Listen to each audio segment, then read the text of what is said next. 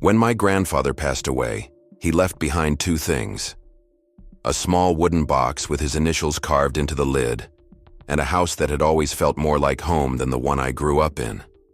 It was the kind of house that didn't need to be big to hold 100 memories, the kind with creaky floors and windows that stuck in the corners, a crooked chimney, an old plum tree out back that never gave good fruit. But we loved it anyway. For as long as I could remember, that house had been his, and every summer it became ours, mine and his, fishing rods on the porch, early mornings with the smell of coffee and newspaper ink, afternoons spent sanding furniture that didn't need fixing, just attention, and every night he'd pat the armrest of the old blue recliner and say, "Right here, kiddo, this chair, it's for you." So when he died, I wasn't ready, not for the silence, not for the emptiness, and definitely not for what came next. My name is Caleb, by the way. I'm not one to speak loudly or take up too much room. Grandpa always said that made me solid, which was his way of saying I didn't need noise to matter. But when I found out what my parents had done, I couldn't stay quiet, not anymore. It started with a text from my cousin, of all people. "Hey, is it true your parents are selling the house? Just saw the listing." I blinked. The house? His house? I called my mother. No answer. Then my dad, straight to voicemail. The next day, I drove out to the neighborhood, 1 hour, 10 minutes from where I lived now. My hands shook the whole drive. I kept imagining it was a mistake. Maybe they were listing a rental. Maybe they meant the lake house, but when I pulled up to Grandpa's front curb, there it was, a sign on the lawn. For sale. Open house this weekend.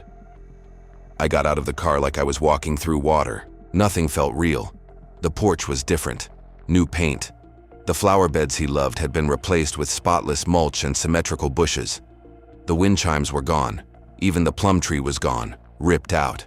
A flat square of dirt in its place. That broke something in me. I walked to the front door, half expecting someone to stop me, but no one did. The key I'd carried since I was 17 still worked. Inside, the furniture was gone. The walls had been repainted a sterile white. The smell of old books and wood polish was replaced with air fresheners trying too hard. I stood in the living room for a long time. That's when I noticed it. A file folder on the kitchen counter. Sale agreement. Pending final sign-off. My parents' names. Their signatures, they hadn't even told me. They didn't even think to ask. When I finally reached my dad that night, I was too angry to speak calmly. "You sold Grandpa's house?" He sounded tired. Not guilty, just practical. "Caleb, it's complicated. We were going to tell you after the paperwork. We needed to move fast. The market. It wasn't yours to sell," I said. "He left it to the family." "No," I said. "He didn't. He left it to me." Silence, then a laugh. Short, dry. "There was no will, Caleb. He didn't name anyone." I paused. "Did you read the letter in the cedar box?" "What cedar box?" My heart sank. He told me there'd be one. That night, I drove back to the house. This time with a flashlight and gloves. The box had always been hidden in the old tool cabinet in the garage, behind a false panel Grandpa had once shown me when I was 13. "One day this'll mean something," he said. I'd forgotten about it until now. I pried the panel loose, heart pounding in my chest. And there it was, same initials, same wood, same worn hinges. Inside, a short letter, yellowed but intact, and a folded piece of paper marked Addendum to Living Trust. It was dated 2 months before he passed. In clear, handwritten terms, he designated the property, not to the family, but to me. Not because he thought I deserved it more, but because he knew I understood it more. I sat down right there on the garage floor and read it twice.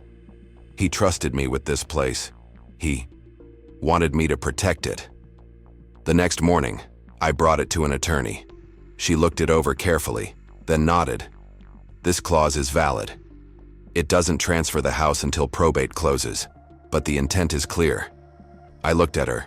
"Stomach tight so they can't sell it?" She shook her head. not legally. Something cracked open in my chest. Not relief. Not yet. Just the sound of a foundation shifting. I called my parents that afternoon, told them what I'd found. They didn't take it well. My mother cried. My father said I was overreacting, that I was making this harder than it needed to be, but I didn't argue. I just said one thing. He left it to me, and I'm going to honor that. They hung up, and just like that, we weren't a family for a while. But the truth is, something had already broken the moment they put that sign in the yard, without telling me. I just didn't realize how deep it went. What came next wasn't easy. Paperwork, legal pushback, awkward stares at family events, cold silences in the group chat. But I kept going, because the house, his house, was more than real estate. It was the last honest place I had, and I wasn't going to let it be stripped, staged, and sold by people who never sat with him through the quiet. If you've ever been betrayed by the very people you thought would protect what matters most, this story may feel all too familiar. Subscribe for more quiet, real-life stories about trust, family, and what happens when we're left out of decisions we never should have been. And comment below, have you ever lost something you thought was yours because of someone else's choice? I didn't sleep much that week. Not because I was afraid of losing the house. That part had already hurt me and passed. No, I stayed up because something deeper had been pulled loose. Like when you tug a thread from an old sweater and suddenly realize it was holding everything together. I couldn't stop thinking about the phrase my father had used on the phone. We were going to tell you after the paperwork. Not, we thought you'd understand. Not, we hoped you'd agree. Not even, we didn't know how to talk to you. Just, after. After it was too late. After there was nothing left to say. After their names were signed and mine was erased without ever being written. They had made a decision, and they'd made it clean. And if it weren't for that letter hidden in Grandpa's cedar box, they would have gotten away with it. The attorney had begun the process of freezing the sale based on the addendum Grandpa left, and she warned me. The next step would be a challenge, not just legally but personally. It's not just about the house, Caleb, she said gently. It's about the weight people put on what they believe they're entitled to. She was right, because 2 days later, I got an email from my mother. We never thought you'd want the house. You always seemed to be in your own world with Grandpa. We thought we were being practical. Why does that make us villains? I didn't reply, because no one had asked me what I wanted. And now, finally, the paper said what I hadn't been given. The chance to. But something was still unsettled. That Friday, I went back to the house. No one was there. The open house signs had been pulled up, and the sale pending banner was gone. All that remained was the house itself, quiet and waiting, like an old friend who knew the words you weren't ready to say yet. I walked through every room slowly, no furniture, no curtains. Still, the light hit the floorboards in the exact same way it always had around 3 p.m. The kitchen creaked in the right corners. The back hallway still smelled like cedar and old books. I stopped outside the door to the reading room. We used to call it that, though it wasn't really more than a small back bedroom filled with overstuffed shelves, a worn love seat, and a cracked lamp with a faded green shade. It had been my favorite place in the world. The one room in the house no one else ever seemed to bother with.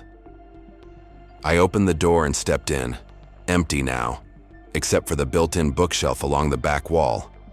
One shelf. That was all Grandpa had refused to update, even when the flooring was redone. Because books don't complain, he'd say, they just wait. I ran my hand along the edge of the shelf, remembering where each title used to live. There was one book Grandpa always kept in the corner, an old dictionary with his notes in the margins, scraps of poems, grocery lists, things he never meant for anyone to see. I checked the shelf where it had been. Gone. But something about the space caught my eye, a faint groove behind the wooden plank, a notch. I crouched down, pried gently with my nails, and the bottom panel of the shelf gave way. Behind it, a small tin box. Inside, folded tightly and tied with a string, were more papers, More letters, receipts, a faded family photo, and one document. That stunned me so much I had to sit down on the bare floor to keep from swaying. It was a letter addressed to my father, dated 5 years earlier. If you're reading this, then I've passed. And if you've opened this, I trust you did it with honesty.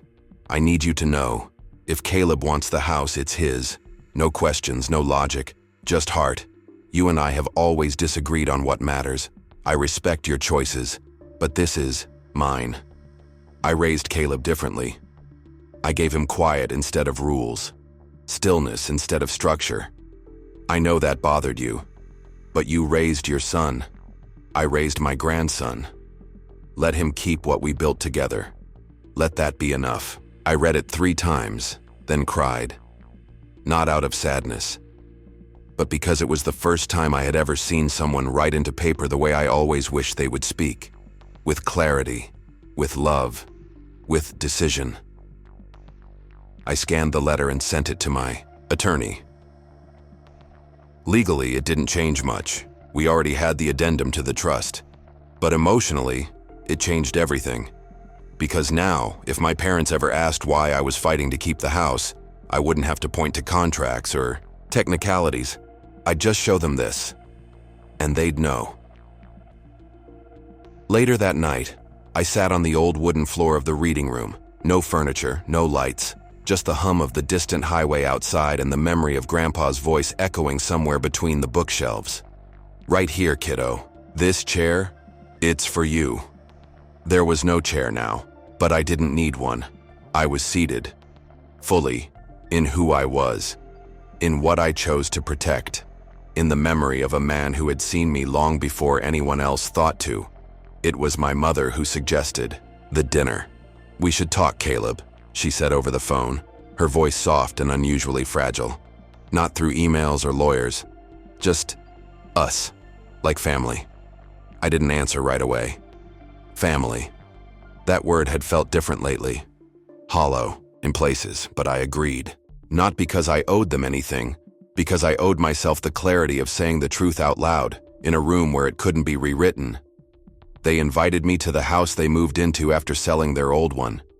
It was clean, well decorated, filled with light and framed photos of vacations I hadn't been invited to. I brought nothing but a copy of Grandpa's letter in a sealed envelope. The table was already set when I arrived. My mother had made roast chicken with rosemary, the kind she only made on birthdays or when someone came home from college. My father sat stiffly at the head of the table, arms crossed, jaw tight. We ate in silence for the first 10 minutes. Polite, measured. Then came the turn. My mother put her fork down gently. "Caleb, we want to understand." That word again. Want. Not tried. Not tried and failed. Just want. I reached into my jacket and placed the envelope on the table. Neither of them touched it. "I found that behind the bookshelf in Grandpa's reading room," I said. "It's addressed to you."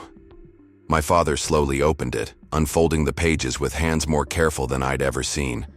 He read in silence. His eyes moved line by line, then stopped. The room held its breath. When he looked up, something in him had shifted. I don't know what it was. Remorse, maybe. Or something more like defeat. "He never showed this to me," he said. "He didn't trust that you'd listen," I replied, my voice steady. "So he wrote it instead." My mother reached for the letter, read it silently, one hand trembling, slightly as she pressed it to the table. "I didn't know," she whispered. "You didn't ask." The words weren't said with heat, just truth. "We thought we were doing the right thing," she added after a pause. "Keeping things clean. Fair. Fair," I echoed gently. "You sold my inheritance, without a word. You gutted the garden he built. You pulled out the plum tree." My voice cracked there. They said nothing, and that silence told me everything. We moved into the living room. No more food. No more pretending this was just a misunderstanding. I stood while they sat. My father still holding the letter. My mother, blinking fast like she was trying not to cry. "I'm not angry," I said. "Not anymore, but I am done protecting your comfort. My father's mouth twitched. "You think we tried to hurt you?" "I think you didn't see me," I said. "That you never really did. Grandpa did. He saw the way I listened, the way I cared, the way I remembered the creak in the stairs and how to fix the hinges when they stuck in winter." I took a breath. "I know you thought I was soft. I know you thought I didn't want responsibility, but he knew better. And you sold what he trusted me to keep, because you didn't think to ask." My mother closed her eyes. I let the words hang, not to shame them, to release myself. Finally, my father spoke. "We made a mistake." I nodded. "You did. We can't undo what we tried to do," he added. "You're right." Then I walked to the door. They didn't follow, just sat there side by side on the couch, holding a letter from a man who had loved me the way I always wished they could. Outside, the sky had turned to gold. The kind of dusk Grandpa used to call the in-between. Not day, not night, just the space between. I stood on the porch and let the wind pass through my shirt. For the first time in months, I felt light. Not because I'd won, but because I'd spoken, and sometimes that's enough. Later that week, my attorney finalized the block on the sale.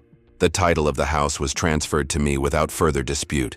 No lawsuits, no counters, just resignation. They never apologized, not formally. But sometimes an apology is in what stops happening. The emails, the arguments, the justifications. They stopped, and I kept going. I spent the next few weekends restoring the house. Not the fancy kind of restoration. The real kind. Pulling weeds with my bare hands. Replanting the plum tree from a cutting I'd secretly saved. Fixing the shelf in the reading room. And every time I walked through the door, I said softly, "I'm back, Grandpa." Because I was. Back in the only place that had ever felt like home. Back in the roots that had once been torn. Back in the silence he left behind. That finally made sense. The day I returned with the plum tree, the soil was still bare where the old one used to stand. I parked my truck at the edge of the drive, got out quietly, and stood there with the sapling in my arms, roots wrapped, leaves rustling in the wind, as if it knew it was coming home. I dug the hole by hand, no shovel, no gloves, just skin, dirt, and a kind of silence that spoke louder than words ever could. It had been a year since Grandpa passed, 7 months since my parents tried to sell the house, and just under a month since the papers had finally come through. Title transferred, ownership finalized, my name etched where his once was, but names on deeds don't carry soul. The tree did. It took me hours to settle it right. I lined the roots with compost Grandpa had once taught me to make, smoothed the soil, watered it until the water disappeared like a secret, then stood back. It looked small, too small for the space it now filled. But so had I once. At 13, I could barely lift a rake. He never teased me for it. He just handed me the handle and said, "You'll grow into it. Everything worth keeping starts too small." The wind picked up, curling through the leaves. I took that as a yes.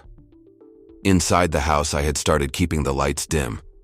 Not out of sadness, out of respect. Grandpa used to say bright lights at night were too harsh. "Let the house breathe," he'd tell me. "Let the shadows stretch their legs." So I kept the lamp by the window on and left the kitchen light off. I moved slowly now, touching the walls as I passed, not to steady myself, but to stay connected. Restoring the place became more than a project. It became grief in motion, a ritual. Each room held a version of me, younger, quieter, more patient. The one I'd lost trying to fit into a family that measured worth by mortgages and college degrees. Here, I didn't need to perform. I just needed to remember. The garden came next. Half the flower beds had been ripped out when the stagers came to prepare the house for sale. I found receipts in the trash for fake grass, white pebbles, and 2 faux topiary balls. I tore them out the way you remove something unnatural from your throat. One morning, while I was weeding near the back gate, a car slowed in front of the house. I looked up, dirt on my knees, shirt soaked in sweat. It was my mother. She didn't get out. She just sat there. We locked eyes through the windshield. I nodded once. She nodded back, then drove away. It didn't hurt. Not like it used to. I realized, as I wiped my hands on my jeans, that I no longer needed them to come back. I had stopped hoping they would say sorry, not because I didn't deserve it, but because I had already forgiven them in the quiet, while planting things that couldn't lie. The reading room became my new anchor. I rebuilt the shelves with reclaimed pine, sanded by hand, stained the same shade Grandpa once used. On the top shelf, I placed his old photo, the one of him standing in front of the house in 1968, holding a bag of nails and a hammer. That man had survived war, raised a daughter on one salary, and still found time to teach me how to sharpen a pencil with a pocket knife. I lit a candle beside the photo each evening, a small one, unscented, just light. One day, while clearing the attic, I found a box labeled, "To be opened by Caleb only." It was written in Grandpa's handwriting. Inside, a journal, just entries. Nothing fancy, no profound speeches, just thoughts. April 3rd, Caleb helped me carry firewood today. He didn't complain when he got a splinter, just kept going. That boy has more grit than he shows. May 19th, taught him how to sand. Down the legs of the old rocking chair. He said it made him feel like time had a shape. July 2nd, he fell asleep in the reading room, left the book open on his chest. I didn't wake him. The room felt fuller with him breathing in it. I closed the journal, tears warming my cheeks. He had been watching the whole time. All those quiet summers, all those evenings where I thought I was invisible. He had been writing me into the house with every stroke of the pen, not to be remembered, to be rooted. That weekend, I invited my cousin Jenny to visit. She was the one who'd texted me first, the one who had unintentionally broken the news of the sale months earlier. She brought pie, walked into the house, looked around, and said nothing for 5 full minutes. Then, "It smells like him again," I smiled. "That's the cedar." "No," she said, "it's him. You brought it back." She stayed for hours, helped me replant the lavender bed, told me stories I hadn't heard, how Grandpa used to send her letters with pressed leaves inside, notes about things she said in passing but he had remembered. At sunset, we sat on the porch with our feet up. She pointed to the plum tree. "It'll grow." "I know," I said. "I'm glad it's you." "Me too." That night, I sat in the reading room, journal in hand, candle burning low, and I began to write. Not in Grandpa's journal, but my own. October 12th. I planted the plum tree today. The roots held steady. The sky was open. I didn't feel like a guest in my own story anymore. I felt like a man who had been given something sacred and said yes to it. Fully. Finally. Quietly. It took me 3 weeks to write the letter, not because I didn't know what to say, because I knew exactly what not to say. No guilt, no accusations, no rewinding of the moment they crossed the line. I didn't want to reopen the wound. I wanted to mark where it had healed. I wrote it at the kitchen table, just before the first frost hit the garden. The plum tree had begun to bend gently toward the sky, barely a shadow of what it would one day be, but it stood taller now, stronger. I sat in the same chair Grandpa once used for his morning coffee. The wood had softened from years of use. My pen moved slow. "Mom, Dad, I'm writing not because I expect anything from you. I'm writing because this house, this quiet place, has taught me what it means to let go without needing to forget. I won't pretend your decision didn't hurt. It did. Not because of the sale or the paperwork, but because it showed me how easily I could be removed from something that was never supposed to be mine to earn in the first place. It was already mine. Not by inheritance, but by memory.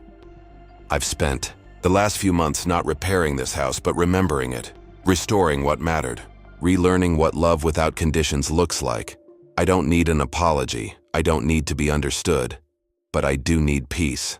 And I found it here. If you ever want to visit, not the house, but the memory, We can sit on the porch and let the silence speak for us. If not, that's okay too, I'll be here.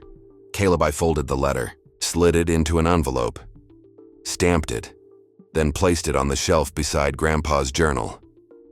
I never mailed it, because I didn't need to. Just writing it felt like finishing something I hadn't realized was still open. Some letters are for the sender, not the recipient. Winter came. The first snow fell gently across the garden, frosting the earth where the plum tree slept. I wrapped its trunk with burlap and whispered, "Hang in there. Spring will be kind." Inside, the house held its breath, warm and full. The reading room glowed with candlelight. I sat in Grandpa's old chair, journal open, pen steady. December 1st. The silence no longer feels empty. It feels earned. It feels like the kind of quiet you only get after you've stopped asking to be seen and started seeing yourself again. One morning, I walked to the mailbox and found a small package. No return address. My name, written in my mother's handwriting. Inside was a photo. Me and Grandpa. I was maybe 8, sitting on the porch steps, both of us barefoot holding popsicles. He was laughing. I was looking straight at the camera, as if I already knew how much this moment would mean someday. There was no note, just the photo, and that, somehow, was enough. I framed it, hung it in the hallway, just past the front door. So every time I walked, in or out, I'd remember, this was never about what I lost, it was always about what I chose to keep. So if you're watching this, if someone once sold something sacred behind your back, erased you from the table, or told you, in words or in action, that you didn't belong, remember this: they can't sell your memory, they can't sign away your love, and they can never own the parts of you that were rooted before they even knew to look. Build your own quiet, plant your own tree, and let the people who couldn't see you watch you bloom anyway. This is my story, and this house stands.